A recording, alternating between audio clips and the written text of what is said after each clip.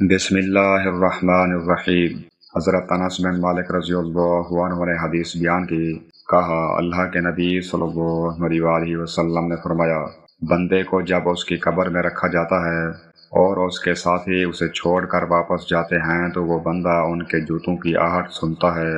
آپ صلی اللہ علیہ وسلم نے فرمایا، اس کے پاس دو فرشتے آتے ہیں، اس کو بٹھاتے ہیں اور اس سے کہتے ہیں، تم اس آدمی کے متعلق دنیا میں کیا کہا کرتے تھے؟ آپ صلی اللہ علیہ وسلم نے فرمایا، جہاں تک مومن ہے تو وہ کہتا ہے، میں گواہی دیتا ہوں کہ وہ اللہ کے بندے اور اس کے رسول ہیں۔ فرمایا، تو اس سے کہا جائے گا، تم دوزخ میں اپنے ٹھکانے کی طرف دیکھو، اللہ تعالیٰ نے اس کے بدلے تمہیں جنت میں ایک ٹھکانہ دے دیا ہے۔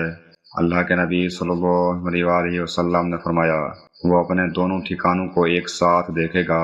قتادہ نے کہا، اور ہم سے یہ بیان کیا گیا ہے کہ اس کی قبر میں 70 ہاتھ وسعت کر دی جاتی ہے اور قیامت تک اس کی قبر میں تر و تازہ نعمتیں بھر دی جاتی ہیں۔